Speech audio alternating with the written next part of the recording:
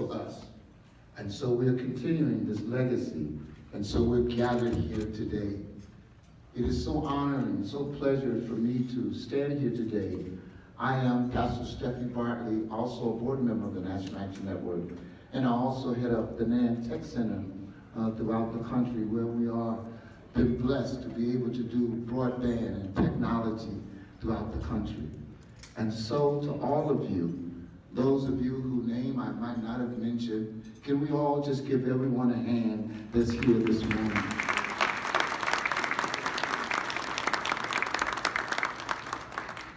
Right before I pray, I want to make sure that we recognize our DC Bureau under the leadership of Ebony Riley and her team. Can we give Ebony Riley and her team a hand?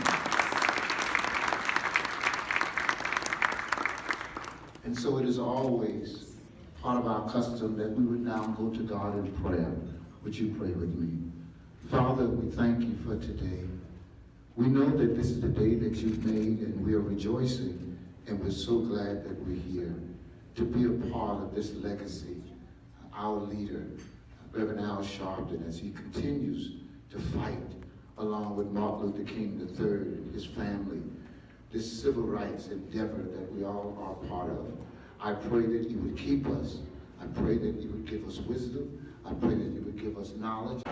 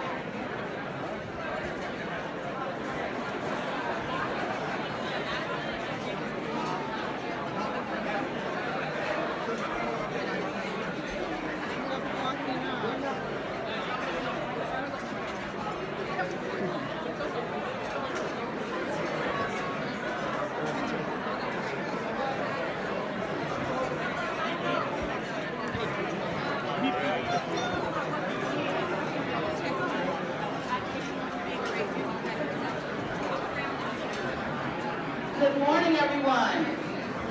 I said good morning, everyone. Happy King Day. I'd like to take a moment and thank my dedicated staff, specifically Pastor Ball, Alicia Butler, Erica Owens, and my colleagues Trudy Grant, Damon Byam, and Carl Wallace from our Georgia, South Carolina, and New York regional offices. And also our hardworking volunteers this morning, where I started as a volunteer over 11 years ago. 2024 is a leap year. The word leap is an action. It's a verb, it's an action. It is my privilege to introduce a remarkable leader, my leader, who embodies the true spirit of LEAP, moving with great force and action to defend justice and equity. Please join me in welcoming founder and president of the National Action Network, Reverend Al Sharpton.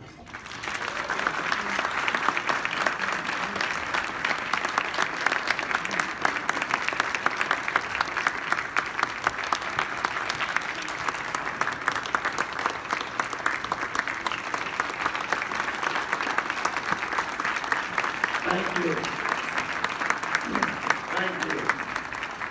Thank you very much, and thank all of you for starting your King Day holiday with us, as we do every year at the breakfast here in Washington. Let me thank our leader, Ebony Riley. Give her another hand. There's our Washington.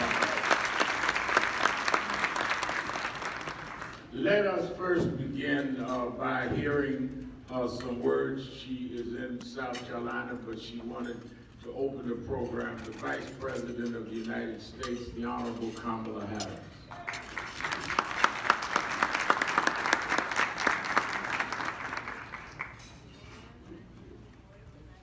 All the leaders gathered. It is so good to be here.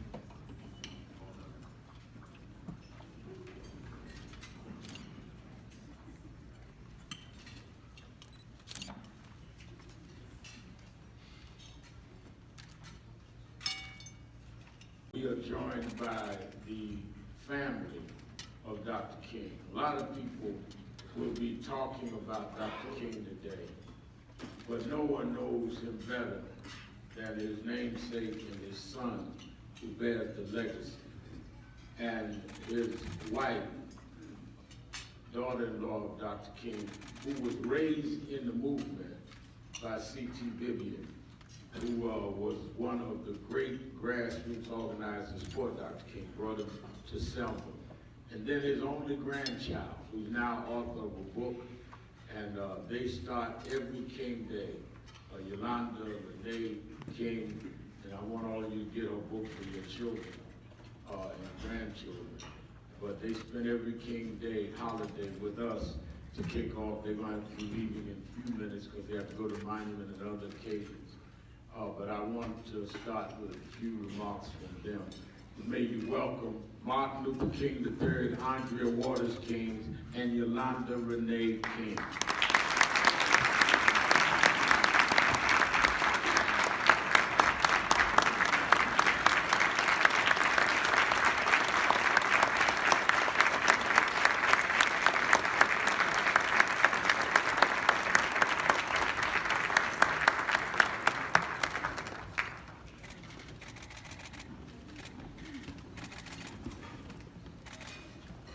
Good morning. Good morning.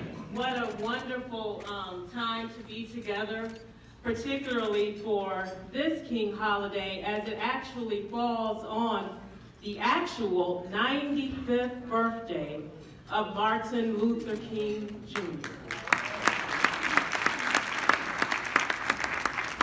And we could think of no better place to be than with you all this morning to start our day. Because the people in this room deal every single day with the facts of what's going on in our nation. And the facts right now is that we're a little bit farther away from the dream.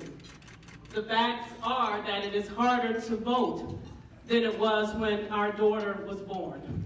The facts are women have fewer rights than they did just a few years ago. The facts are that there are attacks on affirmative action and diversity and equity and inclusion. And the facts are that there are those forces that want to turn us around. but we're all here together because we understand that there's something that supersedes facts, and that is the truth. And everyone in this room knows the truth, that those that came before us paved the way, that each one of us is an answered prayer of an ancestor. And most importantly, we're here to remind you today that each one of us is the dream of the dreamer. And so we want to say thank you for all of the work that you all continue to do to realize the dream and make real the beloved community. Thank you very much. Good morning. Good morning. Happy King Day. So much comes to mind for me. I first think about what Dad often said, and this is particularly true right now, and that is we must find a way to hew out of a mountain of despair a stone of hope. When we look at a world that is in great turmoil, we are certainly much aware of what is going on with the Israeli and Palestinian huge, beyond unconscionable conflict.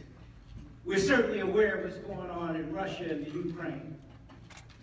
But we rarely talk about the conflicts on the African continent, where there's huge conflicts on the Congo and in Sudan and other places. In fact, there are over 30 conflicts happening right now.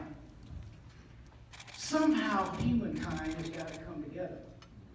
That's what Dad and Mom would have wanted. And on this actual day, every so many years, it actually falls on the actual holiday. I guess they're looking down on us, wondering, what are we going to do? Are we going to be thermometers or like thermostats? Another analogy. When you think about that, thermometer, Dad said, is a great device. But what it basically does is records the temperature. Wonderful. But there's another device called a thermostat that regulates the temperature. And we've got to decide in life, are we just going to record and go along to get along? Are we going to regulate goodness and justice and righteousness for all of humankind? So I leave you with a little challenge today, because we can become a better nation. Dad and Mom and others have shown us that it only takes a few good human beings coming together. And finally, I must thank Reverend Sharpton and the National Action Network for each and every day what is infused throughout our community. We are going to realize the dream ultimately. Later today, by the way, within the NFL, the Drum Major Institute, Martin Luther King III Foundation have established a partnership. So for the next 5 years, we're working on a service initiative, getting young people engaged to change our communities, to change our nation, and ultimately to change our world. So later today, you will hear about this service initiative to create 100 million hours of service by Dad's 100th birthday, 5 years from now. Thank you, God bless.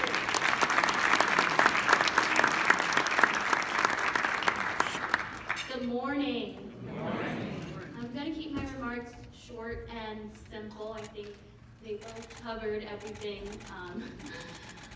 But as we think about today and as we reflect on where we are as a country, I think, and really the world, I think that we really need to start engaging in more service and getting everyone involved in service. And service is great because anyone can do it. And that's why we are launching and announcing our initiative today, because we really want to get everyone involved and we want to put it in the curriculum. I think so often we know of the dream and we learn about it in school and we talk about it, but we forget what that looks like. And so I think that one of the best ways to demonstrate what the dream looks like is through engaging in service. And so I just want to leave that message with you all. Thank you.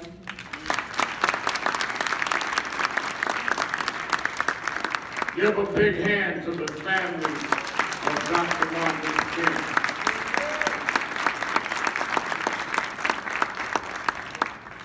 Let me, as we prepare, let me acknowledge the certain people that are special to us that we are happy to have with us. First of all, our colleagues in civil rights leadership, Maya Wiley, please stand, President, CEO, Leadership Council. Melanie Campbell, President, CEO of National Coalition, Black Civic Participation. My brother Damon Hewitt, President and Executive Director of the Lawyers Committee. Alan Roscoff, I believe, is here somewhere. Okay. And we'll be giving more acknowledgments between Ebony Riley and I. Let me be very clear before the Kings leave, and I am doing my radio show with the President's called it. The civil rights movement should not be celebrated. It ought to be continued. We cannot act like this is a holiday and a day off. This is a day on. When Martin Luther King said on the eve of his assassination, not knowing he'd be assassinated, that God had brought him to the mountaintop and he looked over and he saw the promised land, and that he may not get there with us, but we as a people would get to the promised land. He did not say we would not have battles. And right now, there are people trying to rob us of the right to vote that Dr. King and others gave their lives for. What the Supreme Court has done with the Voting Rights Act is to go backwards on Dr. King's dream.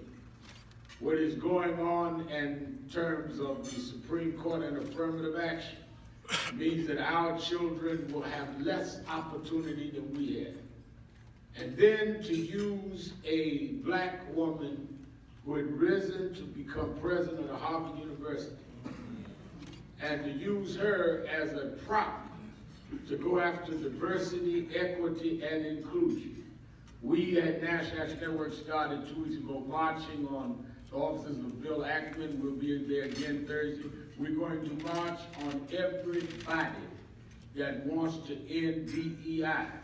And today we'll be calling on mayors and governors to not do business with companies that stop their DEI program.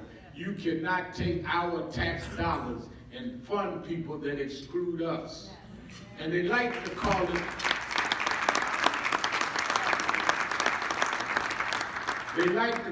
DEI, so no one knows what it means. Say what you mean, that you're against diversity, equity, and inclusion. Call it out, because we're going to call y'all out. So there are those that are experts like Damon and others to do it in the courts. There are those that do it other ways. Melanie and I might do it in the streets. It was always a combination of street heat and others. And we must do that today on King Day, to pledge that that's where we're going forward. When we have labor leaders like our board member, Lee Saunders, and we'll be honoring labor leaders today. Becky Pringle is one of the outstanding labor leaders in our country.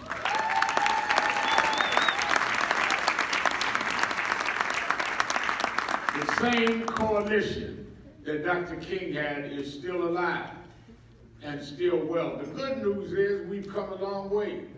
Dr. King never saw a black become mayor of his hometown in Atlanta. He never saw a black become the governor of a state. He never saw a black vice president, and she's also a woman, or a black become the president of the United States and re-elected. So we've shown what we can do, but we didn't come this far to be knocked back now and for them to chip away at the King dream. We are honored to have joining us now one of our honorees, the governor of the state of Maryland, Governor Wes Moore, and the First Lady, Ms. Moore.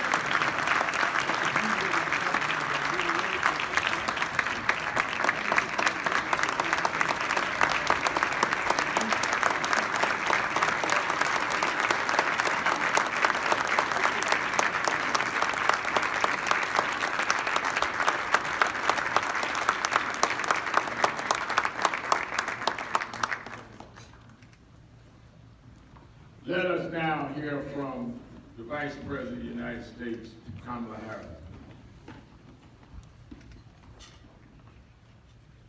Greetings to NAM, including the Board of Directors and all of the leaders gathered. It is so good to be with you. Reverend Sharpton, thank you for your courageous leadership of this powerful organization and for your years of partnership and friendship. And to the members of the King family, thank you for all that you do to advance freedom and justice and uphold the legacy and the work of Dr. King. Today, we celebrate the life of Reverend Dr. Martin Luther King Jr., a leader who dedicated his life and in the end gave his life to advance one of our nation's highest ideals, freedom. Freedom is foundational to the promise of America. Freedom is not to be given, it is not to be bestowed. It is ours by right. And for more than 3 decades, the National Action Network has been a leader in the fight to secure and safeguard our most sacred freedoms. It is you who have led voter registration drives in communities across our nation to protect the freedom to vote. You have fought for economic opportunity and economic justice. And as leaders in the fight for freedom, we are clear-eyed. Today, across our country, we are witnessing a full-on attack on hard-fought, hard-won freedoms. The freedom to have access to the ballot, to make decisions about one's own body, to be who you are and to love who you love openly and with pride, to learn and acknowledge America's true and full history, to be safe from gun violence, and the freedom to just be. In the face of these assaults, let us continue to stand together now and fight to defend our most sacred freedoms. And let us do that with optimism and hope, because we know when we fight, we win. Take care. God bless.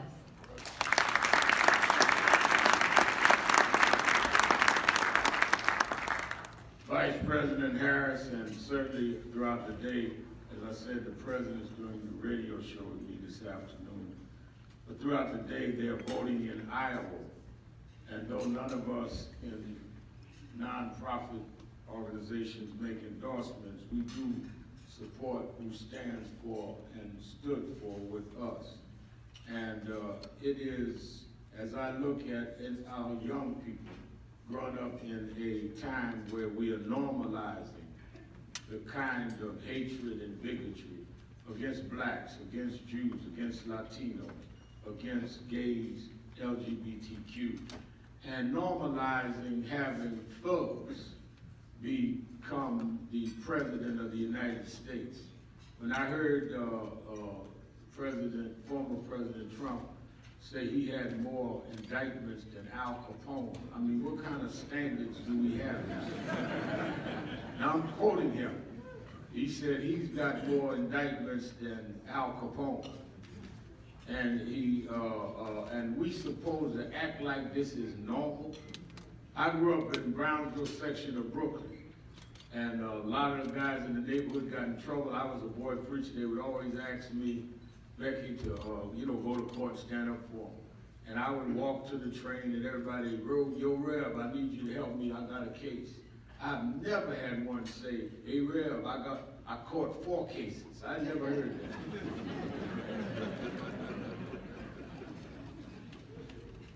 Don't laugh, Governor, you political.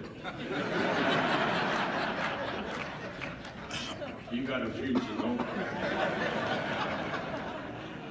Let me bring also now to the stage one lady that is in no way we could make without her. She's a key member of our national board, senior vice president at AT&T, the Queen, Tanya Lombard.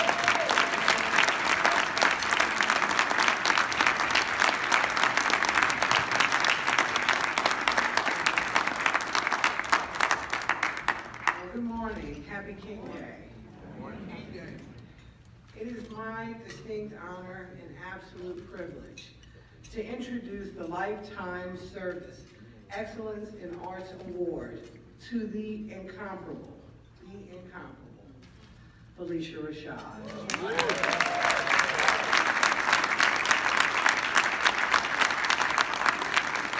She has always graced the stage and screen with elegance, dignity, and her resilience has always represented us without a flaw.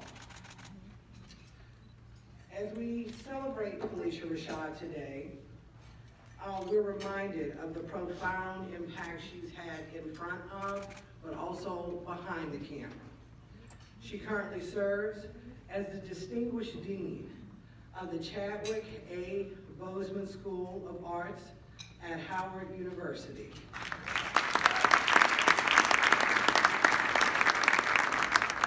In the spirit of Dr. King, Ms. Rashad embodies the values of justice and equality. Her commitment to using her platform to advocate for positive change and social justice is one worthy of being modeled. And so on this MLK Day, and also on this Founders Day, I have the distinct honor and privilege of bringing up my soror to receive the Lifetime Achievement Award from the National Action Network. Thank you, Reverend Sharp.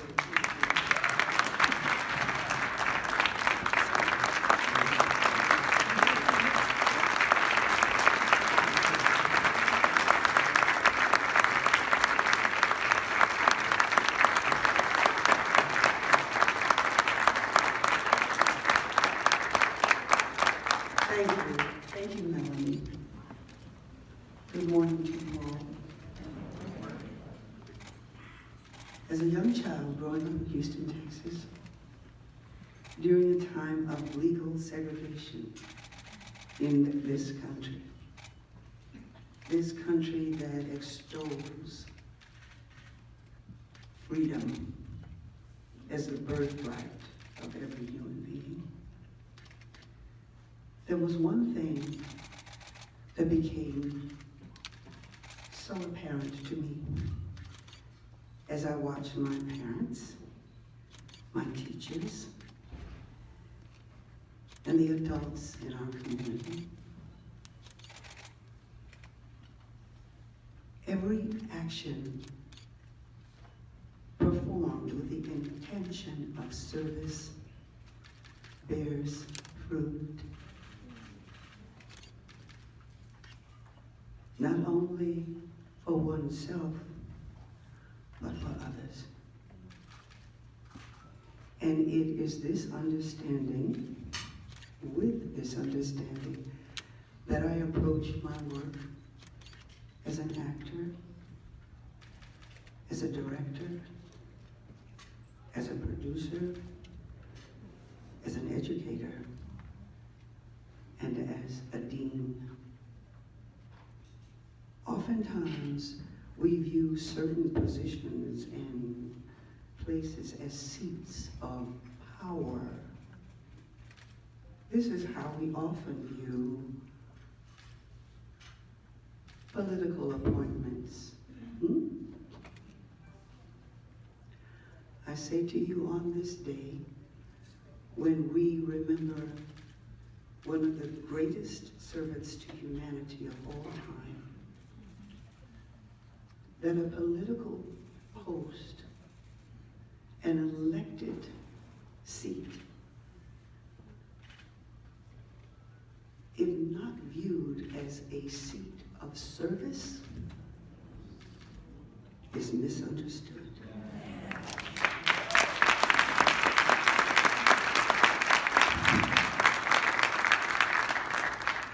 So what I look for as I listen to people present themselves as the worthiest candidate, I want to know, what service will you perform for humanity? And I invite you all to do the same. And I thank you for this honor today, which was certainly beyond my dreams as a little girl. Thank you so much.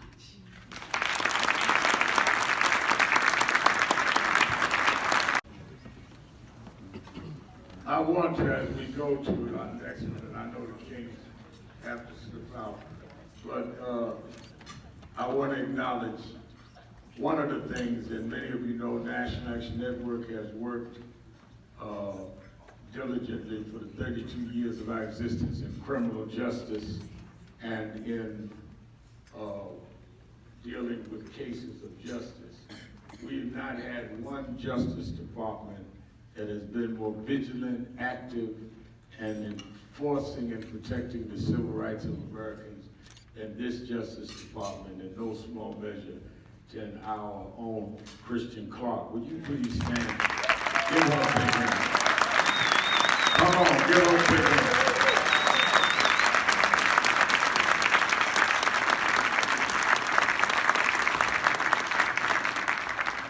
I want to thank all of the sponsors and all of our business community people. Carol Wallace, who heads that for us, has brought many of them. And our partnership with them. And even those in this private sector we may disagree with, at times we reconcile and work. We're working very diligently with Diageo and doing some things that I didn't imagine possible. So just because you get in an argument on one thing, when you get the facts, you may find out you can work together. As long as you don't have 4 indictments and 91 felonies.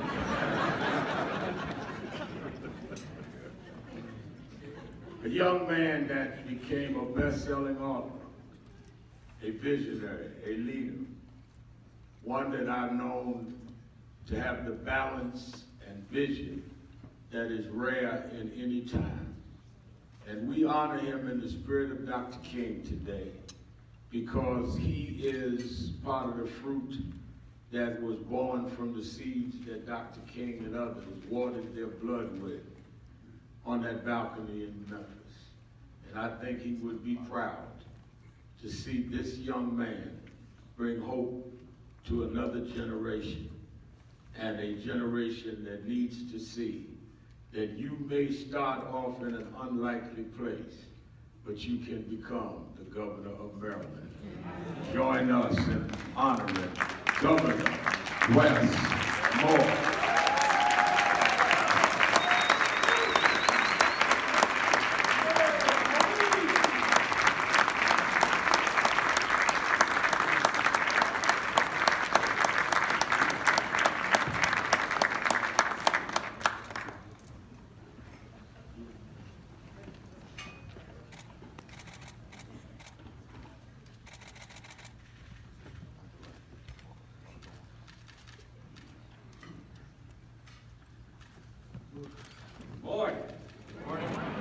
This is a joy, this is an honor. Reverend Sharper, I cannot thank you enough, and I know I speak on behalf of each and every one of us. You continue to lead, you continue to lift, you continue to hold to account, and you continue to make us better. God bless you, and thank you for all you are and all you continue to be each and every one of us. And I just want to say and have everyone hear me loud and clear. Doc, I hear you. In the state of Maryland, we are a state that believes in diversity. We are a state that believes in equity. We are a state that believes in inclusion. And we are a state that will stand by it and will always stand by it as long as I'm governor of that state. It's also just truly humbling to be here with the King family. We are all very clear on the shoulders that we stand on. And when you look at a family who continues to honor such a beautiful legacy and understand that that legacy continues to be nourished and fed, it is a true tribute to this family. So God bless you all. It's an honor to be with you all. It is great to be here with Nicole, Austin, Hillary, and also my frat brother, Lee. It's good to see you, sir. And also to all of our sorors, happy Founders Day from the men of Alpha Phi Alpha as well. 06. I digress. But it's beyond humbling to be able to be here with my First Lady, and Maryland's First Lady, Dawn. And to receive this visionary award. But I want to be, while I'm thankful and I'm humbled, I do want to be clear that this is not a reward. This is a reminder. It's a reminder to the shoulders that we stand on. It's a reminder of how much work there still is left to do. It's a reminder of the responsibility that each and every one of us has to not just embrace the blessings of today, but to also understand our responsibility to forge the progress of tomorrow. 11 months ago, I was inaugurated as the state's 63rd governor. And I asked a few hundred people to join me, including my man, Nas, and his beautiful, beautiful wife. God bless y'all. It's great to be with you. I asked a few hundred folks to join us down at the Annapolis docks. And we started the inauguration down at the Annapolis docks, not just because it's beautiful, and I hope you all get a chance to go and stay at hotels and spend money. But we started the inauguration that day down at the docks because it's the home of one of this country's earliest and largest slave ports.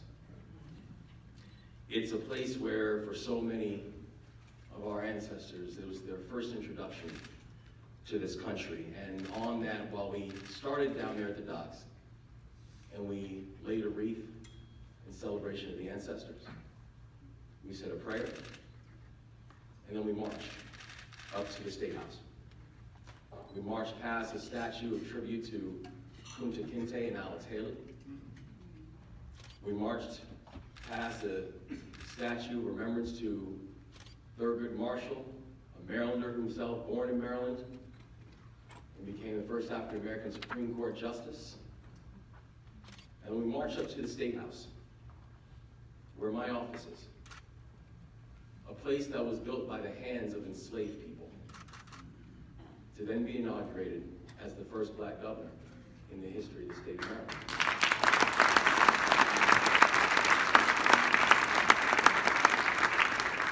But I tell that story not just because of how the story ends.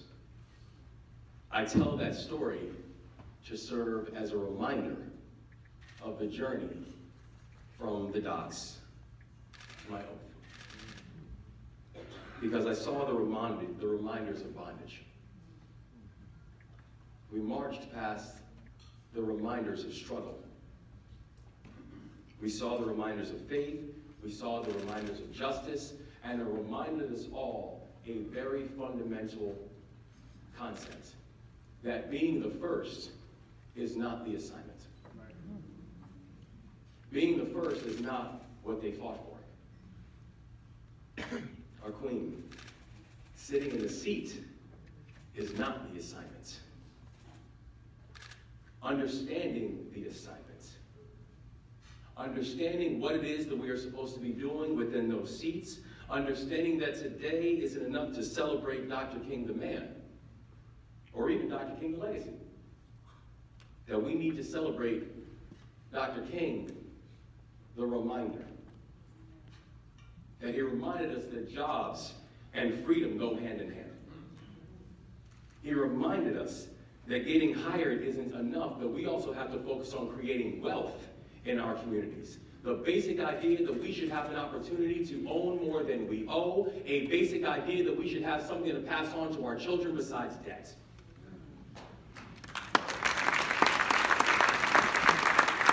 A basic idea that we need to have an education system that teaches our children how not just to be employees, but teaches our children how to be employers. And that's why in our state we have made our North Star very clear. We are going to focus on work, wages, and wealth for all of our citizens and not just some. And that's why we in Maryland, we have pledged we are going to be the first state in this country to end the racial wealth gap as we know it.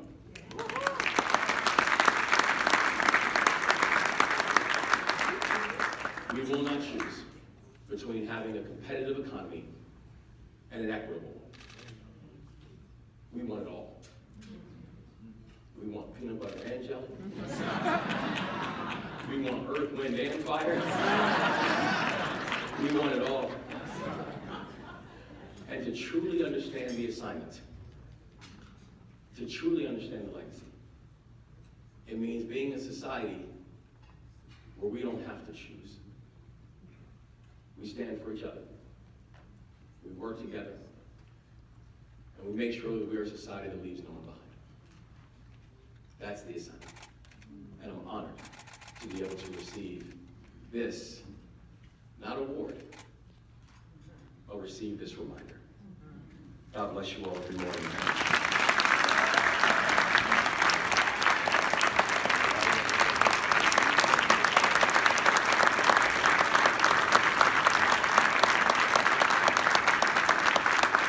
Governor West Moore. Governor West Moore. It don't get no better than that. I'm going to bring on one of our board members. I want to acknowledge the most prolific and effective anti-violence activist in the country, Erica Ford. Raise your hand.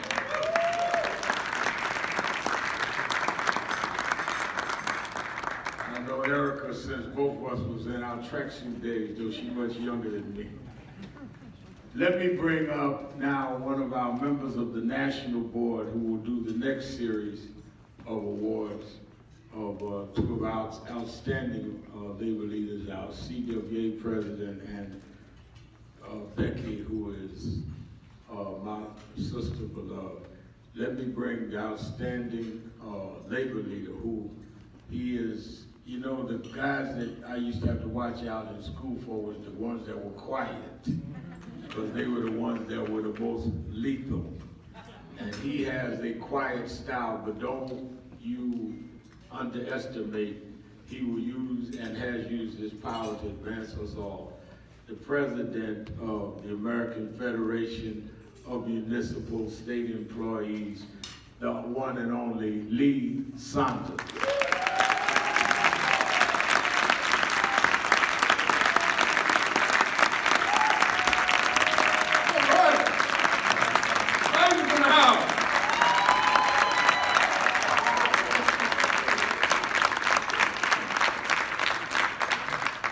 Tell you, it's really an honor to introduce the next awardee. Someone who I have known for a long time, someone who I work with very, very closely every single day. Fighting not only for working families, fighting for public education, but fighting for our communities across the country. Becky Pringle is an unrelenting advocate for all students and communities of color, and a valued and respected voice in the education arena.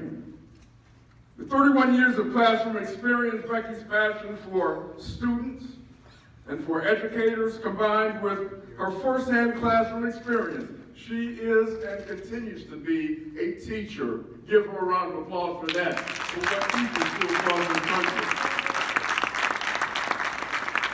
It equips her, that experience equips her to lead the movement to reclaim public education as a common good. Under Becky's guidance, NEA works to widen access and opportunity by demanding changes to policies, to programs, and practices. The association's goal is to ensure the systemic, fair treatment of people of all races so that equitable opportunities and outcomes are within each and every student, for every student. This is why Becky is a staunch advocate for students who have disabilities, identify as LGBTQ+, are immigrants, or are English language learners. She is something else. She's a fighter. She's a teacher. She's a union president of the largest union in the United States. Give it up for Becky Pringle, President of the National Education.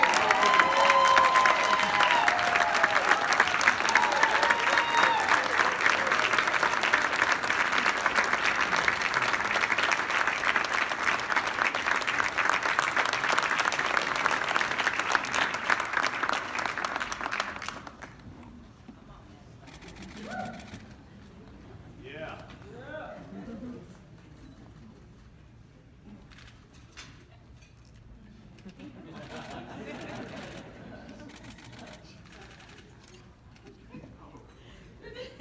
Please up here telling me what to do.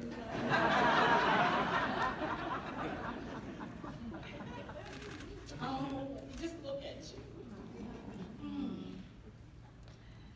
In his final speech, Dr. King defined power as the ability to achieve purpose and effect change. As we create this space together this morning to remember a man who throughout his short life continued on a noble quest toward that vision of a beloved community, we have but to look around this room to know the resolve to effect the kind of change that will achieve that purpose of bringing forth that vision. All people sharing in the wealth of this earth. A place where poverty, hunger, and hopelessness will not be tolerated. A time when peace and love and understanding prevailed over war. A world where justice was the birthright of every human being. If there was justice, why didn't my son and I get justice? I'm a black woman. I've been silenced in the media, state to state, where fraud and corruption in the judicial system occurred. My son had a seizure at school. And after he had that seizure, the U.S. Department of Justice and the school district locked my son up for having a seizure in a pool and charged my son with 2 counts of indecent liberties. Yes, ma'am. Then, no, don't remove me. Please don't touch me. Please don't touch me. Then the school district, the school district came up with the unconscionable scheme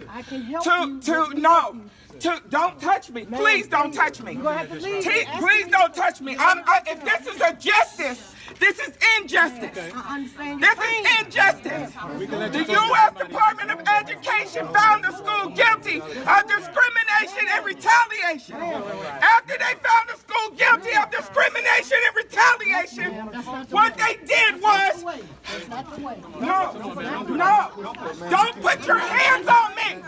Don't put your hands on me. Don't put your hands on me. No. I want you guys to see exactly what they did to me and my son. I want you to see exactly what they, no.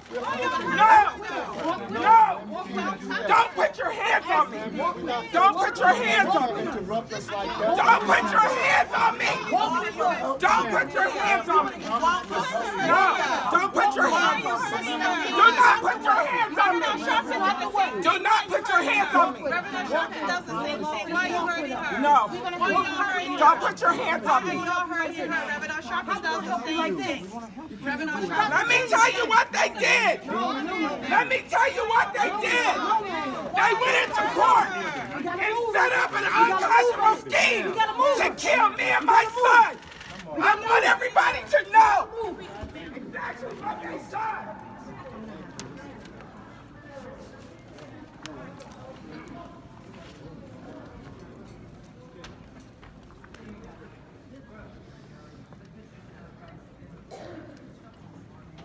As an educator, as a parent,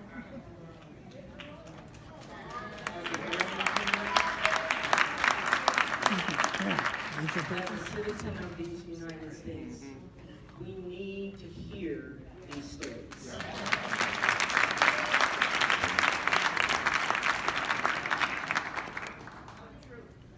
As I think about the work that the National Education Association has dedicated itself to. It is understanding the injustices that this young woman and her son experienced, and then figuring out what our role, what our unique role is in a system where every single social program and institution has been steeped in injustice forever.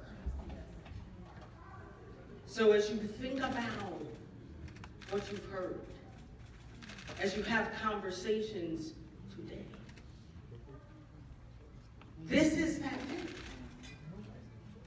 where we have to rededicate ourselves to that mission, to that vision that Dr. King laid out for us. That we will not just commemorate this day, but that we will continue that movement.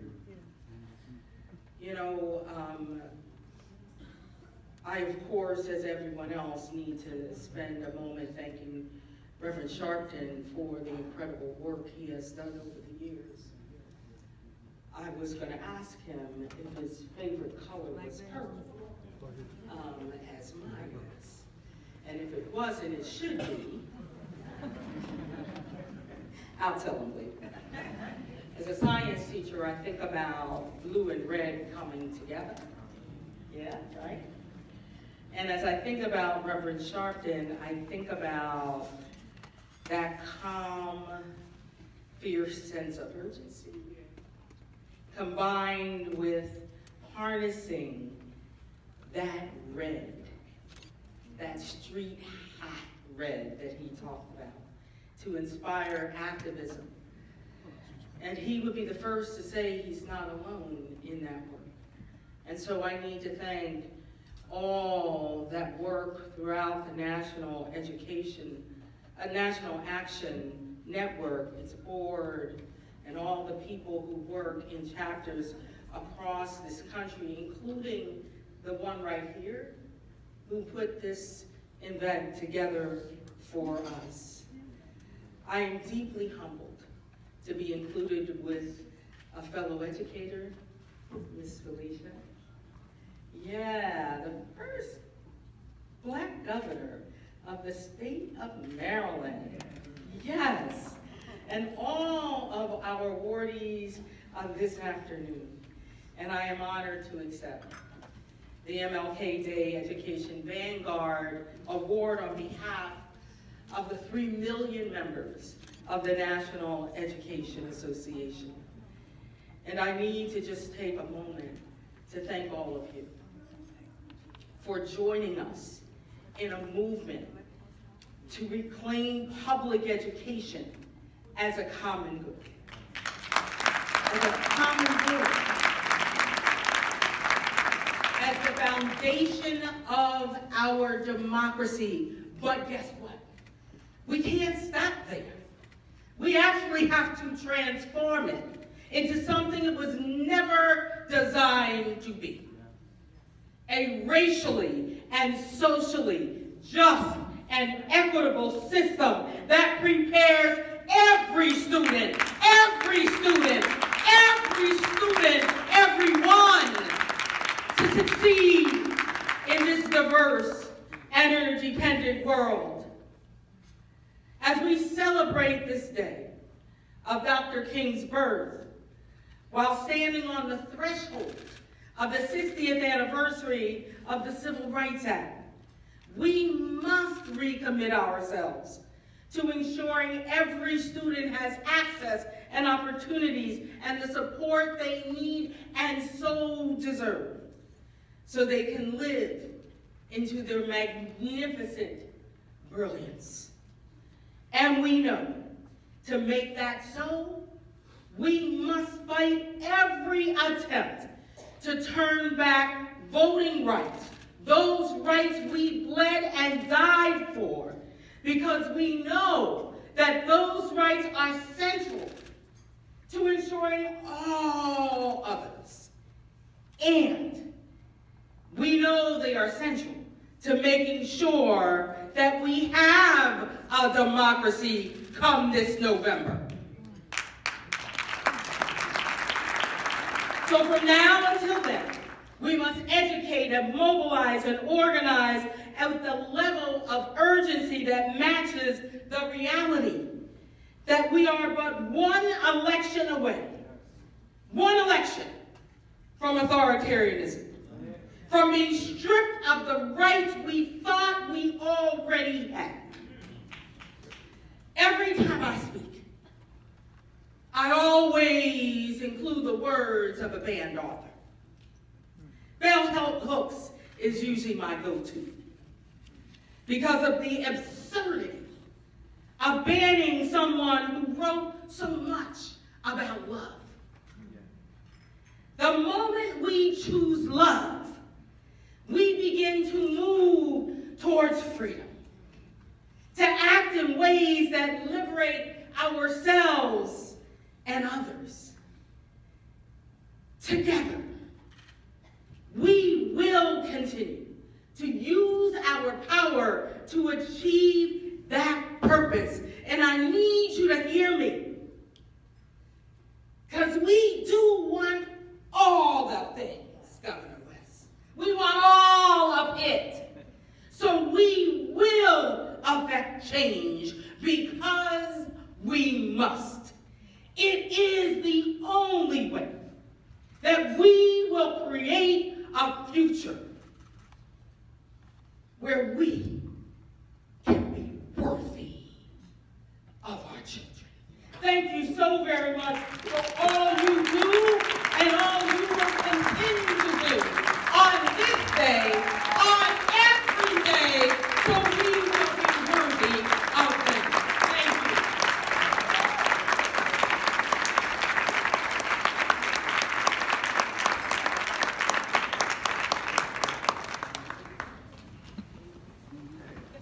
I'm back. I'm going to have to bill the National Action Network and Al Sharpton for having me work overtime. Let me, Al introduced me as the president of the American Federation of State, County, and Municipal Employees, AFSCME for short. We're a union representing 1.4 million public service workers across the country. All right.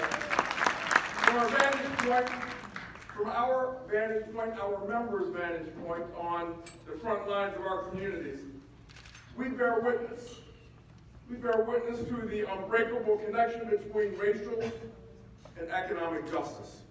An iron bond that was forged through years of toil and activism by visionaries like Claude Cummings, president of the Communication Workers of America. Give him a round of applause.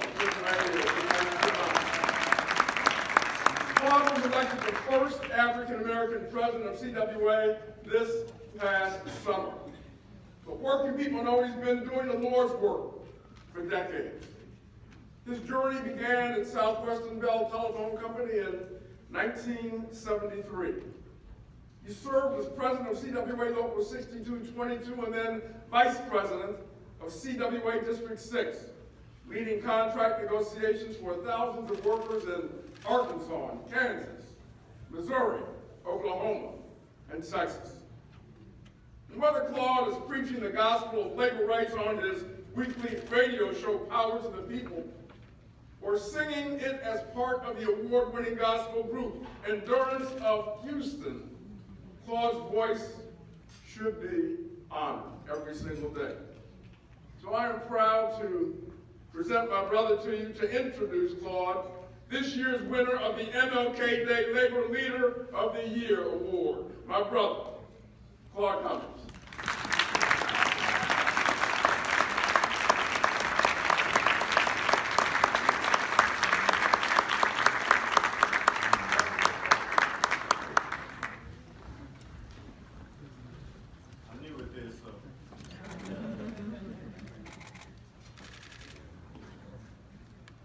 Good morning. Good morning.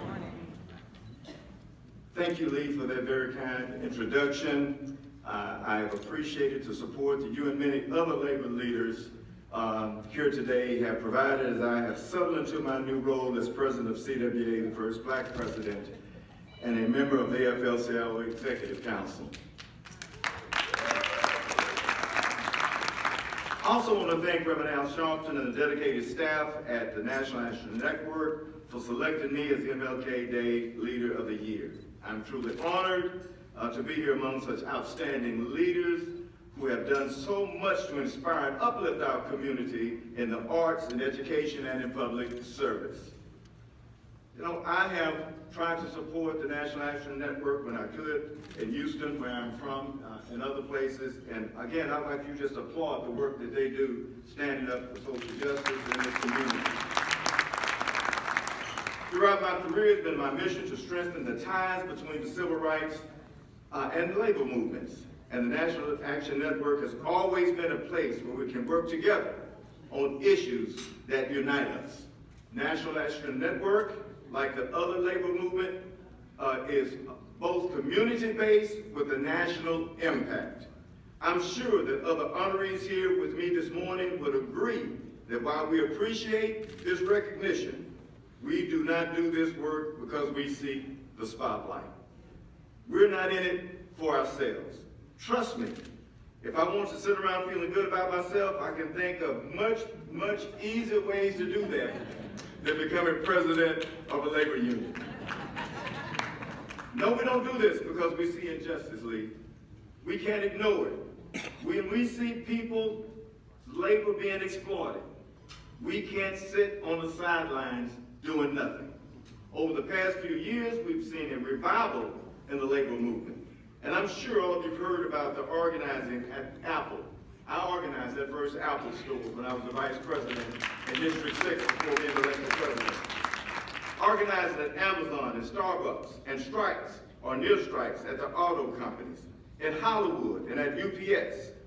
In the time I'm remaining this morning, I want to tell you about a courageous group of workers, mostly women of color, in the South that you may not have heard much about. These women work for a company called Maximus. Maximus operates the largest federally contracted call center in the country. They also have massive contracts with state and local governments. These workers take calls from seniors, low-income families, and others who get their health care through Medicare, Medicaid, and the Affordable Care Act. The federal government pays Maximus billions to provide these services, yet many of these women struggle with low pay and dead-end jobs. As a matter of fact, some of them have to take a second job to be able to pay for their own health care. They help other Americans access health care benefits, but are being crushed by their own medical debt because of the inadequate health insurance that Maximus provides. These women also report that they have few opportunities for advancement. Black and Latino women make up almost 50% of frontline workers, but account for only 5% of the executives. Think about that. These women are fighting back. They have been on strike multiple times. Most recently in November, 700 workers walked off the job. Now think about this. They don't have a union, but they walked off the job to get better benefits and better pay in the workplace. In December, I was arrested alongside them in front of the Department of Health and Human Services in December as they took their fight directly to the Biden administration. I'm happy to say that I received a call the other day. I talked to Secretary Becerra, and that contract is going to be rebid with a labor harmony agreement. As everyone knows, the 1963 March on Washington was a march for jobs and freedom. As part of his agenda, Dr. King demanded that elected officials use federal power to advance racial and economic justice throughout the country. He called for dignified jobs and decent wages and for anti-discrimination rules for both the federal government and its contractors. Yes, here we are, over 60 years later, and thousands of federally contracted workers are unable to make ends meet and are not being treated with the dignity and respect they deserve. I'm not too proud to ask for help when I need it, and I need all of your help. The Biden administration has the power to hold Maximus accountable to his responsibilities as a federal contractor to make sure that every federally funded job is a good job. There are many ways you can support these workers in their fight for justice, by talking to elected officials, sharing information on social media, writing letters and op-eds, and much more. Come talk to me about how we can stand with the federal call center workers fighting for what they deserve, which is good jobs. Thank you again, and let's give those ladies a round of applause again for standing up and fighting back. So thank you again for this award. I'm looking forward to many, many more years of working together to realize Dr. King's vision of a truly free America, one where we no longer take necessities from the many to give luxuries to the few, and where everyone is treated with the dignity and respect they deserve. Thank you so very much.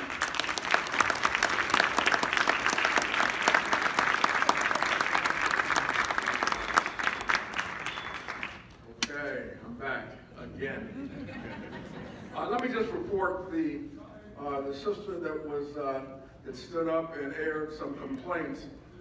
She is getting some medical treatment right now. She apologizes to the group, and she is being taken care of. We're going to work as hard as we can to make sure that she's okay. All right, so we're doing that. Now, I've got an honor to introduce someone a little bit younger than me or Claude or Becky. She is up and coming in the labor movement. And I've gotten to know her very, very well.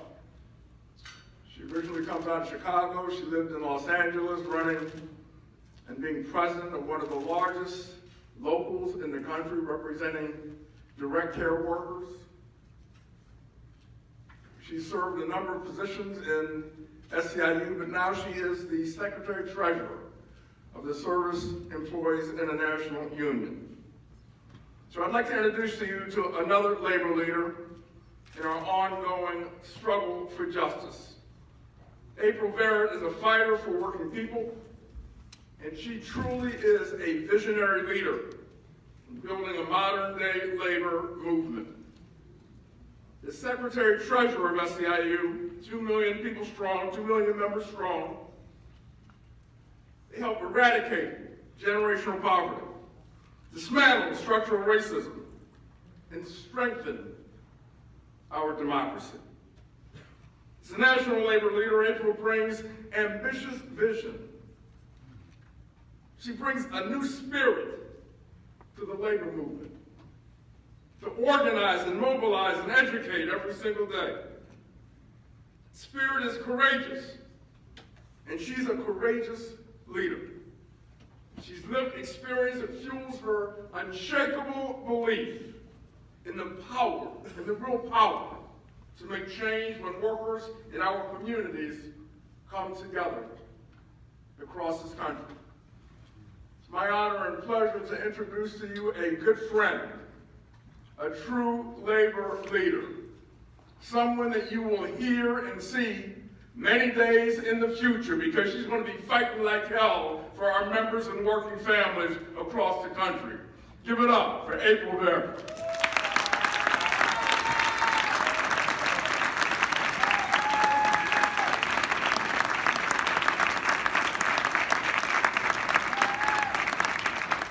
Well, good morning. Happy King Day. Happy King Day. My heart is like going pitter-patter. Thank you so much, Lee. It's truly, truly an honor to be in the room with all of you all. I want to give respect and admiration to Reverend Sharpton, to the entire leadership of NAN, the King family, all of the honorees. Thank you all for making the way when so many of us need to know a way is possible. I want to honor all of the labor leaders in the House. Of course, my sister and partner in crime, the president of SEIU, Mary Kay Henry,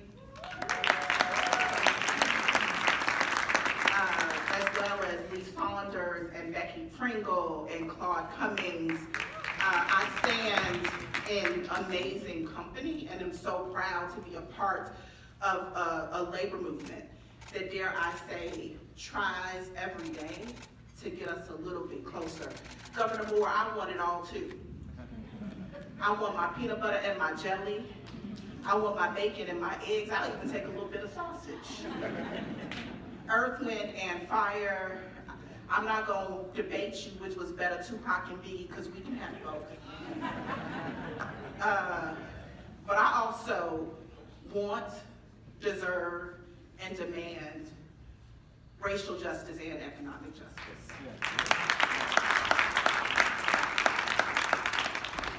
I believe Dr. King taught us that we can't have one without the other. And so today, Becky, on this King Day, as I do every year, I am recommitting myself to use my power in the spirit and the legacy of Dr. King. Because each and every one of us has power. We are born with it, it is in us, and it is up to us to choose how we use it. And the world will tell us that we don't have it. Far too many of us, particularly those that look like me, that look like the maximum workers that Claude talked about. I wanted you to say that these workers are in the South. Right. These women, these black and these brown women who are doing courageous things to stand up and demand their just due, to take their place at the seat of power, aren't just women workers, but they are women workers in the South at the vanguard of a new labor movement, one that I am proud to be a leader of. I am committing my leadership, my power, as a labor leader who rights some of the wrongs of our history inside of the House of Labor, right? I can call us out because I'm in the House, Kim, right? And I am gonna center a labor movement on people that look like me and the Maximus workers. We will not achieve the freedom if we continue to leave far too many of us behind. If we as a labor movement don't once and for all eradicate poverty wage work in this country for once and for all. We don't build wealth if we continue to suffer and live under economic exploitation and power, without power. It's the same economic exploitation that this country was founded on that lives in poverty wages today. And so I'm using my power to end poverty wage work in this country, to center a labor movement on women, on people of color, on immigrants, because those of us who don't have the power, right, we know what it is. And I leave you with this. Dr. King left us, I think, his final lessons to us. And where do we go from here? He talked about power and love, and power without love being abusive and reckless. But let us lead and work about power with our power that is centered in love, that is centered in joy, that is centered in all of us. That is the work that we get up to do each and every day, that I am recommitting myself to today. To go out and build a 21st century labor union, a labor movement that is designed for 21st century workers to meet the demands of 21st century problems and craft a new generation of leadership for the future. Thank you all.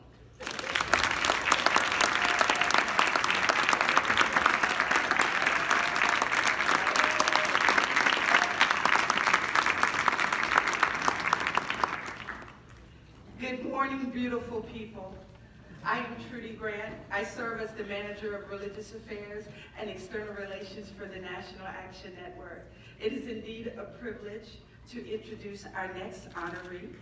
Our next honoree is Tracy J. Jenkins. She is the co-founder and executive director of the Boris Lawrence Henson Foundation. She is a seasoned nonprofit leader with a specialty in organizational health, fundraising, capacity building, and strategic partnerships. Tracy is a co-host and executive producer of the three-time Emmy-nominated Peace of Mind with Taraji on Facebook Watch. She is a certified mindfulness meditation teacher. We all could use some of that. And somatic trauma healing practitioner with a focus on the impact of systematic trauma on individuals and the collective body. Tracy is a motivational speaker, an artist, a writer, a producer, and a 20-year veteran in education. That deserves a round of applause. Tracy Jade is the founder and director of the Equanimity Institute of Somatic Art, Culture, and Wellness, which opens the spring of 2024. And she is all things amazing. Ladies and gentlemen, Tracy J. Jenkins.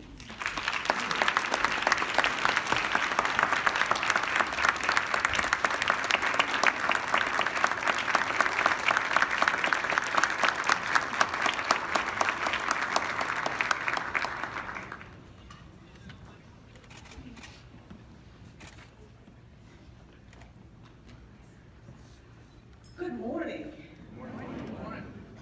Wow, I have this whole speech written up and ready to go. So the sister walked into the room and just shook me. And I'll tell you why she shook me. We work in the mental health space.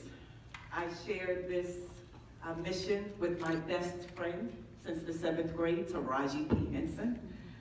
And we run the Boris Lawrence Henson Foundation, which focuses on eradicating the stigma around mental health in the Black community. There is sort of a surface understanding of what Black folk are challenged with every day. We don't have jobs, or we can't pay the rent. And these are real problems and issues.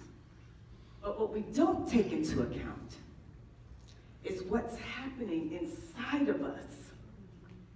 7 generations are living inside of our bodies. 7 generations. 90% of our thinking is negative. That's for everybody. 85 to 90% of our thinking are repetitive thoughts. So imagine that. What Black folk face every single day. Repeated oppression, daily stressors in the workplace, in the home. So when I saw the sister walk through the space, I did not look at her as somebody who came to agitate. I saw her and the 7 generations that came into the room with her. So before you make judgment, please be sure you take into account what's really standing before you. That was not supposed to be what I'm talking about this morning. I am so grateful to be here with you today. Thank you so much, Reverend Al Sharpton, for inviting myself and Taraji to be a part of this and giving us a visionary award. We really appreciate that. Thank you to the National Action Network Board of Directors and all of you who work to support this amazing organization. Taraji could not be with us today because she's doing a little something right now. It's called The Color Purple. Have all of you seen The Color Purple already? But she did send kind words that I'd love to share, if we can call up the video on that. I'm Taraji P. Henson. Thank you, Reverend Al Sharpton and the National Action Network for honoring me and Tracy, my best friend since the 7th grade, for our work in mental health through my foundation, the Boris Lawrence Henson Foundation. I am truly humbled If you know me, you know I love my people and will do anything in my power to ensure that we fully live the dream that Dr. King, Reverend Al Sharpton, and so many others have sacrificed and fought so long and hard for. It's a different lens and understanding, a certain kind of empathy needed to address the traumatic daily stressors of simply being Black in America. We advocate for those who cannot advocate for themselves. I salute all of you at the National Action Network for your dedication and advocacy for equality and justice. And I am happy to walk arm in arm with you until we are all free and in all ways free. Again, I thank you for this recognition and the Visionary Award. God bless.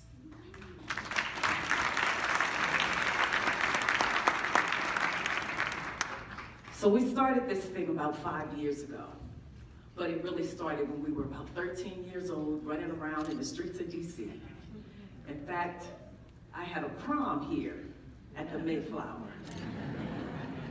We ain't gonna talk about that. I've grown, and I've become a productive member of society.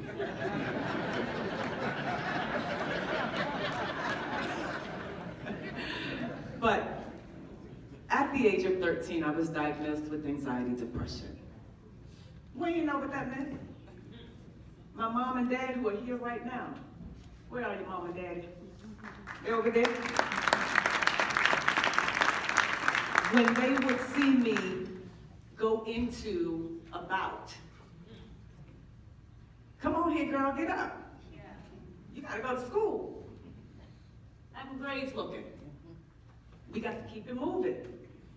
We did not know what we were looking at. There was no one in the educational system at the time to say, here are the signs. If this should arise, this is what you do. Our Black mothers were never given that information. And what we seek to do is to change that. We want to make sure that a mother who walks through a door, upset, hurting, in pain, around her son, and whatever may have happened to him that day, or days, or years, that there is support, there's education around what you're looking at. We have self-care wellness pods that we're putting on HBCU campuses across the country. I said self-care pods because we also have to be able to rely on ourselves, right? There are not enough therapists, psychiatrists in the world to support the trauma, the layers of trauma that every single Black family is living with. So we have to become self-reliant. That ain't new for us. We made it this far on self-reliance, on our joy over everything. They don't know what to do with you when that comes up, when you can celebrate, kick up, dance, have a party. But what that's doing, and our ancestors, if they could have said so, it is eliciting dopamine in your body. Dopamine then attaches to your cell. So that's a healthy cell. Now, when we're angry, frustrated, mad, all of that, that then becomes a diseased cell. So the way you feel matters. And how you feed joy into your lives. It's not just an act of getting through something. You're literally saving your life. We want more education around the benefits of joy and mental health in every Black family across the country. We deserve it. Joy is our birthright. Joy is our North Star. We will not stop until there is a wellness pod on every corner, in every city. Trade out the liquor store for the wellness, please. We got this. I thank you so much for your time and your energy. I'll also say, and this is a fact, everything we've done over the last 5 years, and we've only had 5 years, we've done without government funding. I'll say it again. We've done without funding from the government.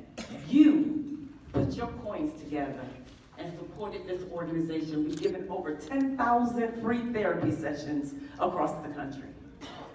10,000. For those who practice cultural humility, which is also important. Now, I don't have all morning because other folk got to come up here and talk about some stuff. But I just want you to know that mental health, if that is not at the center of every conversation, in social justice, in politics, wherever we live, grow, and breathe, it will fail. The mind has to be intact. The mind and body are one. So let's pull this thing together, and I know we can. Practice joy every day as an act of your own, both mental and physical health. Teach your children. Mama Phylicia Rashad said to me in the back, she said, what we gonna do now? What we gonna do right now? She said, we have to get to the mothers. I'm just telling you, the ancestors are in the room. That mother walked through that door. We just talked about the mothers who need support everywhere. Listen to Black women. Listen to Black women. Thank you so much.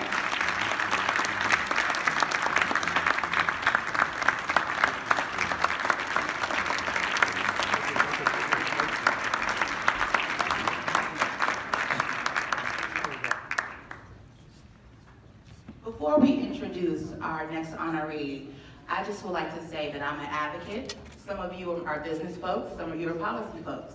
But advocates know how we need to help folks. So just wanted to give an update that we talked to, I won't give her name, across the hall. Thank you to the representatives from the labor union, from the DOJ, and from the education union who heard her story. We will be following up. We wanted to offer food and water just to make sure she was calm. We heard her story and we listened. So thank you again. Just want to give you an update that she's taken care of.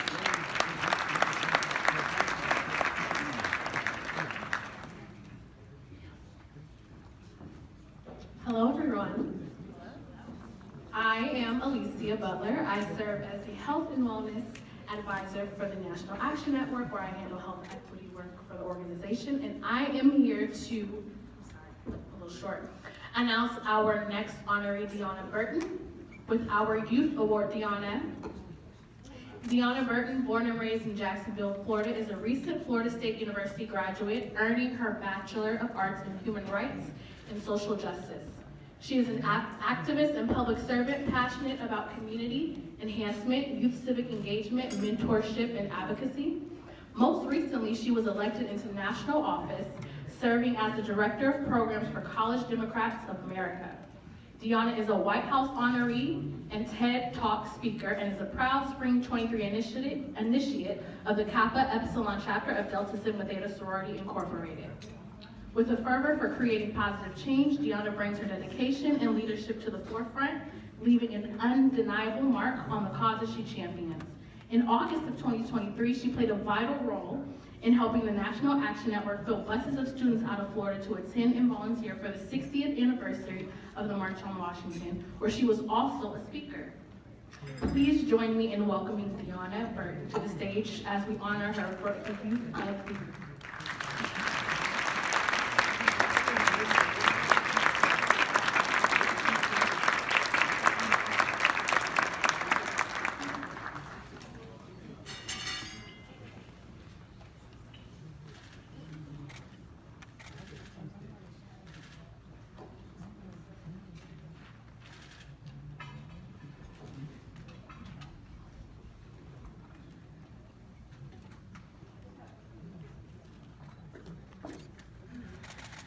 Good morning, everyone. Good morning. Sorry, y'all, I'm just a little nervous to be in front of y'all, so bear with me.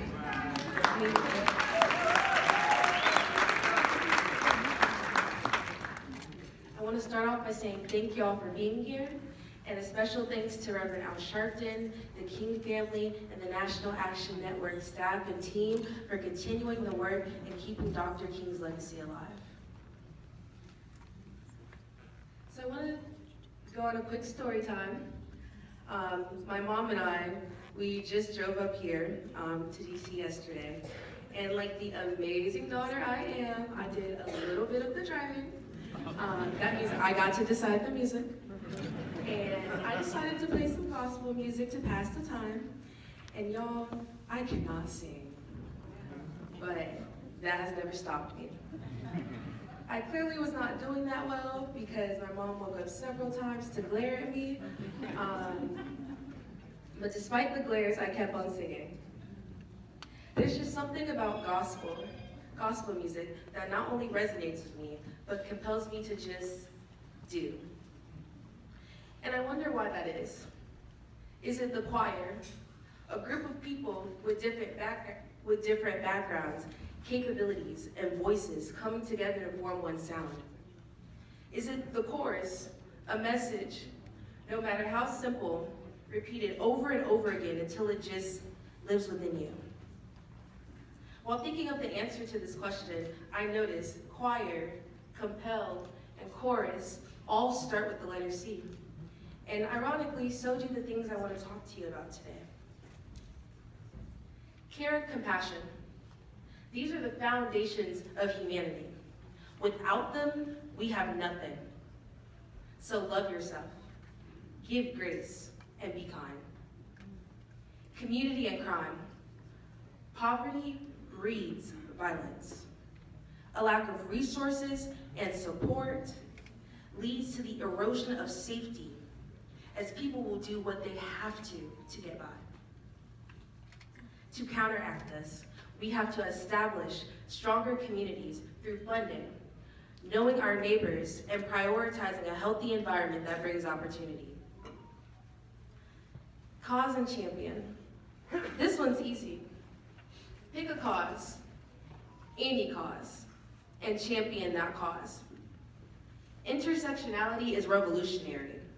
For if we put all of our minds, hands, and wallets together, the world has no choice but to become a better place. Crown. There's always going to be someone or something that is trying you. And sometimes adversity gets the best of us. But never let your head stay down too long, because not only will your crown slip, but you can't see what's coming if you're looking beneath you. Dr. King embodied this. So much so that in honor of his birthday, every year we gather nationwide to serve others and commemorate those who accepted his call to action decades ago. Oddly enough, just 1 decade ago, I received the MLK Tomorrow's Leaders Award at a breakfast just like this one in my hometown, Jacksonville, Florida. I was 10 years old. Following this, I organized an all-youth-led financial literacy workshop for elementary through high school students. I reached out to a local organization for sponsorship. I reached out to the University of Florida for the curriculum and got a few of my peers to help facilitate. After months of planning, we hosted an 8-hour workshop providing food, education, and giveaways for over 80 students. I was 12 years old. By 13, I was a junior attorney through teen court handling misdemeanors committed by juvenile offenders. Through this diversion program, I represented over 50 juveniles and assisted in the expungement of their records.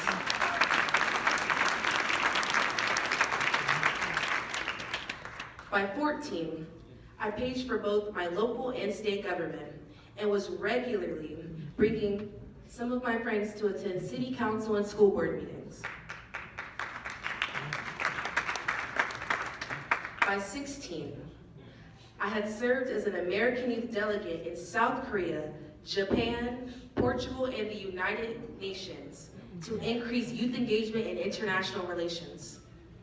By 17, I was the founder and president of an international organization and magazine. By 18, I organized walkouts throughout my school district to apply pressure on local officials to prioritize Black history.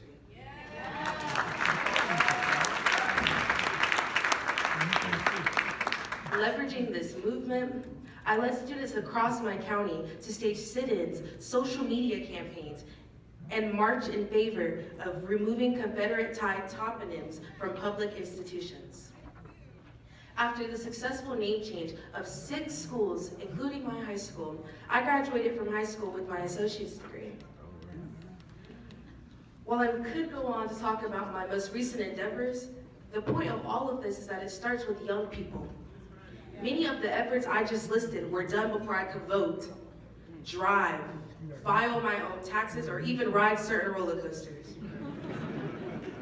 And while I am honored and a little nervous to stand before you all today as an honoree, this honor is not mine. It belongs to those who set the precedent of change centuries ago, and those who will do it a long time after I'm gone. This award serves as a milestone and simply marks how far we've come. None of this work has been easy, but I never would have made it this far if it wasn't for my community and their unwavering support. Because they poured into me, as others have poured into you, and you. That means we are all obligated to keep the stream flowing and pouring back into others. Now I know I've been up here for a little minute, so I will leave you guys with this. To the adults, majority of y'all in here, mentorship is the bridge between what is and what can be in a child's life.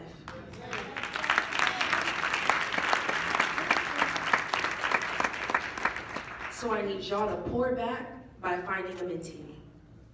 To the generation behind mine, pour back by craving knowledge. Education is your biggest resource. Turn those classrooms into your war rooms and don't let others control the narrative for you. To my generation, recognize that we are in a unique spot of being up next, but at the same time, we are already here. Pour back by making your presence known and continuing to stand on business. To wrap it all up, my 21st birthday is next month. Yeah, y'all, I'm excited.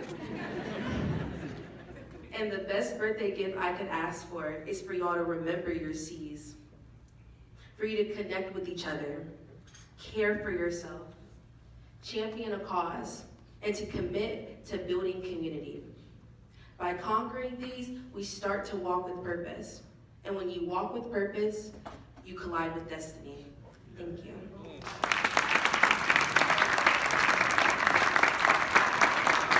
Tiana, before you leave, we want to present you with a megaphone for your No Justice, No Peace article, but I think you already have one. We just got your big.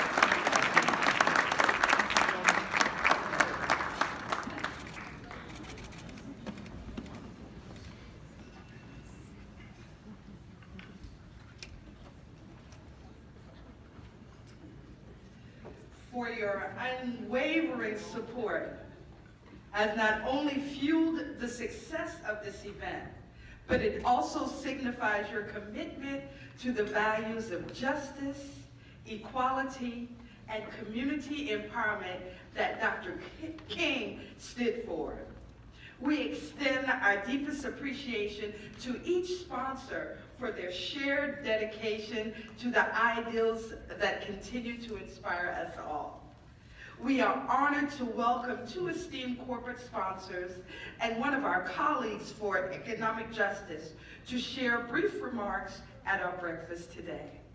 First, we will hear from Stephanie Childs, the Executive Vice President of Corporations Relations, Diego North America. Then from the incredible Chanel Hardy, Head of the Civil Rights and Strategic Outreach, and followed by remarks from Alfonso David, the President and CEO of Global Black Economic Forum, in that order.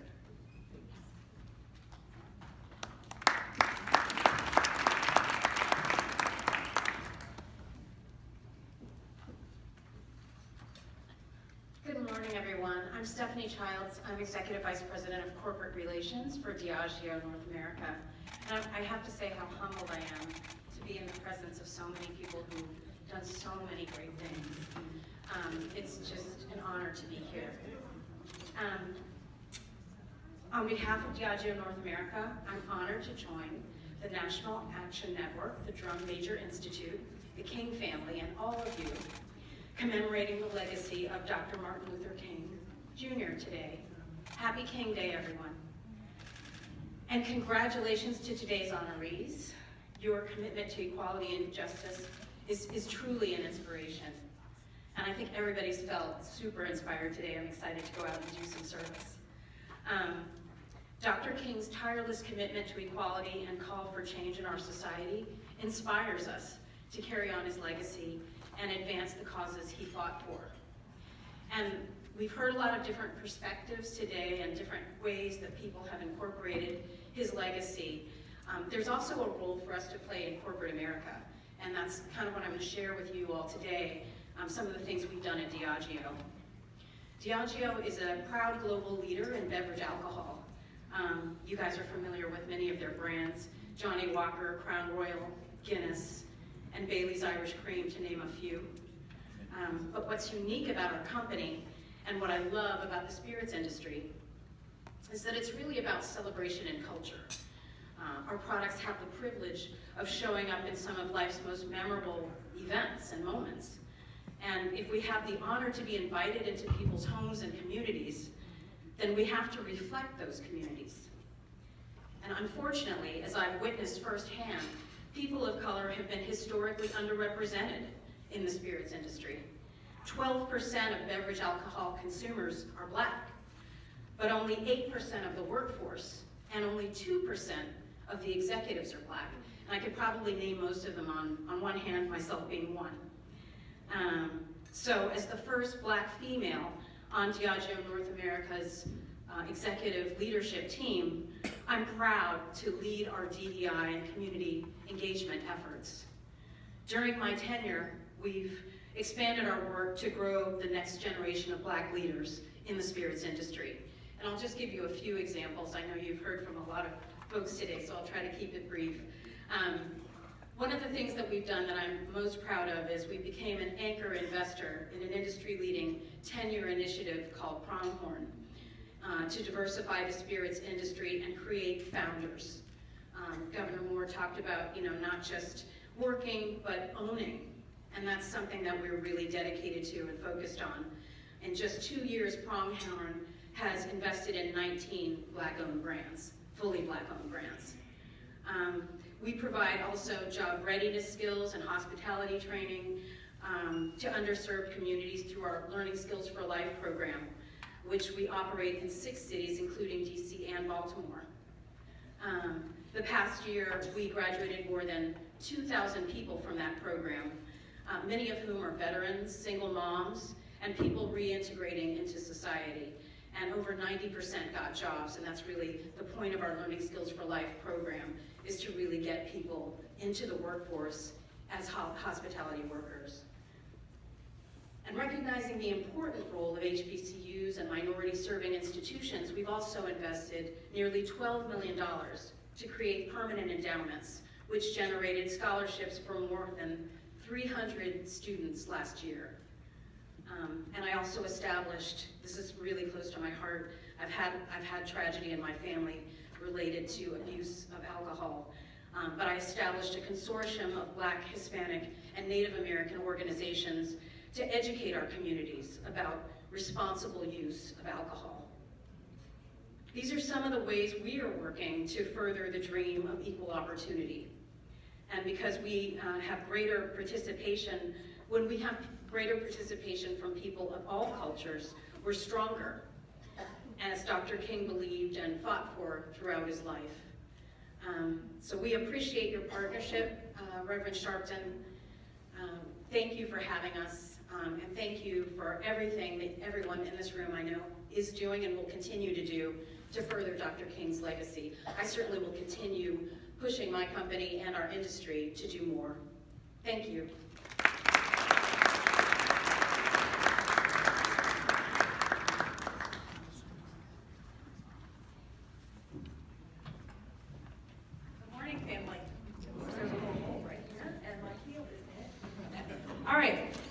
I will be brief, but it is an honor to be with you today as head of civil rights for Google, a role that really speaks to the life I've been privileged to live as a part of the civil rights movement and family from my days in the National Urban League until now. I have the honor of representing Google today with several of my Black colleagues and leaders at the company, Alex, Justice, Corey, and Nick, if you'll wave a hand so the folks can see you're here. The thing that I love so much about the civil rights work and being in community with this room every Martin Luther King Day is because we know that that work never ended. So whether you're looking at the commemoration of the March to Selma, which is on today's Google Doodle homepage, to the fierce urgency of this moment, I know that we have so many incredible partners in the work, and so I want to say one thing about Google, but before I do, I would be remiss if I didn't take the personal privilege just to, again, recognize the breathtaking and talented Phylicia Rashad. As a Black woman lawyer, any other Black women lawyers in the room? We've had some pretty impressive ones. I don't know about you, but the first time I saw that image portrayed on the screen was you. And you made that something that was approachable not only for me, but for people who were neither women nor Black, who didn't think it was crazy to see Black women. So thank you for the work that you have done and continue to do. We appreciate you so much. And of course, my dear friend and big sister, Becky Pringle. I just think about the teaching profession. One of the greatest honors of my life was to teach 5th grade in DC public schools. My little sister, who many of you know in here, also taught 5th grade in Baltimore public schools. And I thought during COVID, we all finally realized how important teachers were. And yet we see the assault on the dignity, the authority of the profession, of course, on always the pay. And so, Becky, thank you for really being on the front lines as an educator, as someone who fights for education, educators, and of course, ultimately for our children in the future. We appreciate you so much. And of course, to Reverend Al and my little sister, Ebony Riley, for the tremendous work in movement leadership. Here's my one comment about the fierce urgency of now. Since I'm here on behalf of Google, I'm sure you expect me to say something about AI, so I will. And what I will say is, it's now. AI is shaping today and it's shaping tomorrow. And so it's incumbent upon all of us to be at the table to make sure that the future that is shaped is a future that includes all of us.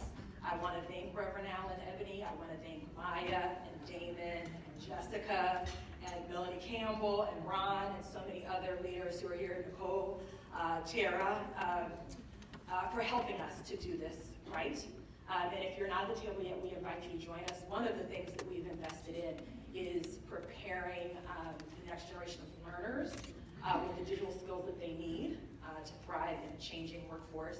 So far, 10 million people trained and counting in partnership with so many community leaders, and we look forward to continuing to do that work. So with that, I wish you a happy Martin Luther King Day. Thank you, Tanya, for your leadership, and have a great wonderful day.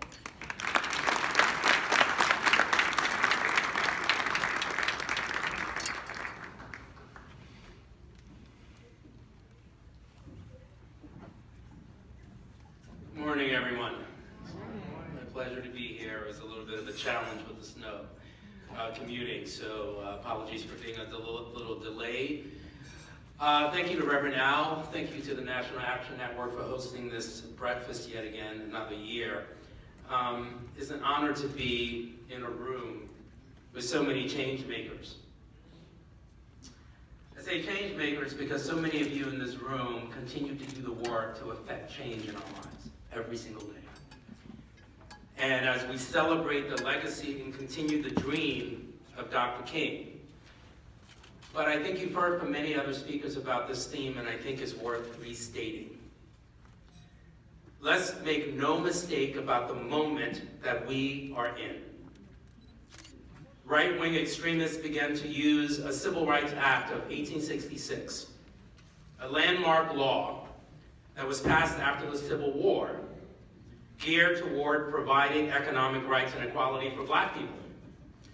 Now, it is being used as a weapon against DEI programs, grant programs, and any other program tailored to advance equity.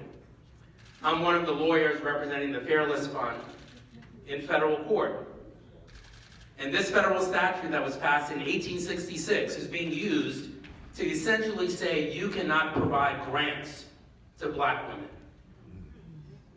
3 days ago, a prominent right-wing activist stated that the passage of the Civil Rights Act of 1964 was a huge mistake because it ushered in a permanent DEI bureaucracy. It's a quote. This is the latest explicit attack against the landmark civil rights legislation in this country. All of us in this room recognize the vile nature of these actions and the entrenched untruths inherent in them. The Civil Rights Act of 1964 proudly impacted and profoundly impacted this nation and the world by ending legal segregation, advancing equal employment opportunities, and paving the way for future advances in civil and human rights. This year is a moment of celebration because we are marking 60 years since the passage of that landmark legislation. And to me, the meaning of the Civil Rights Act can be encompassed in the words of Dr. King when he said, quote, "Legislation could not change a man's heart, but it could control his behavior. It cannot make him love me, but it can restrain him from lynching me." And I think that's pretty important also. All these years later, we still need to change both hearts and behavior.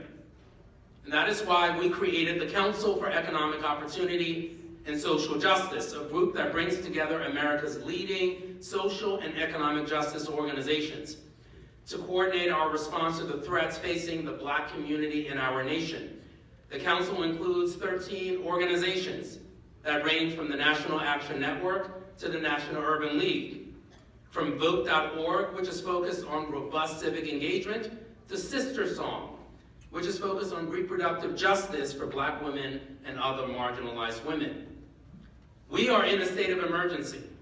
The pushback against the hard-earned economic and social progress that black people and other marginalized groups have achieved is under existential threat.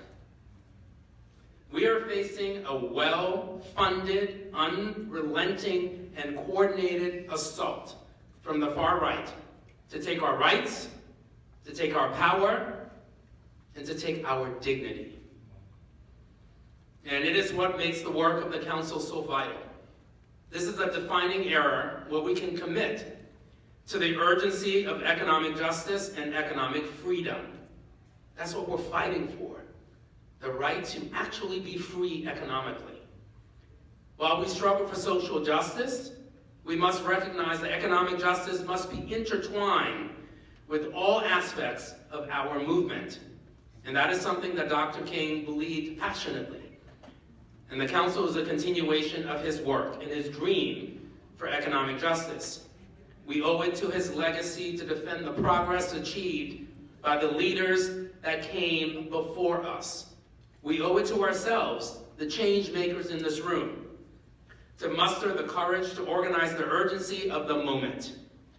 We owe it to the next generation to build wealth, infrastructure, and power, so we can prevent attacks like these from becoming a reality. 2024 marks what would have been Dr. King's 95th birthday. Let's use our power in this room to educate the public about what is at stake and to mobilize the future that Dr. King dreamed about. A future where we have the freedom to live with dignity, fund our communities, and actually thrive. I'm actually confident that we can make a difference together. But only if we, the leaders in this room, Maya Wiley, and others in this room, and the generation that is positioned to lead in the future, because we can't do it without them. If we fight like we've never fought before, we're going to actually win. But we have to believe the existential crisis that we face like yesterday. And I know all of you in this room believe that. We just have to coordinate to win the fight. Thank you.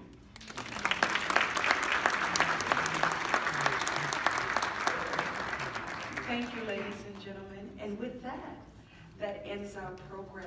Let me take another opportunity on behalf of the Reverend Al Sharpton, on behalf of Martin Luther King III and his family, on behalf of our wonderful board of directors, our honorees, we thank you. We ask that you please be safe out there and enjoy your MLK Day. God bless each and every one of you. Have a good afternoon. God bless. So during the event today, there was a woman who came in looking for help.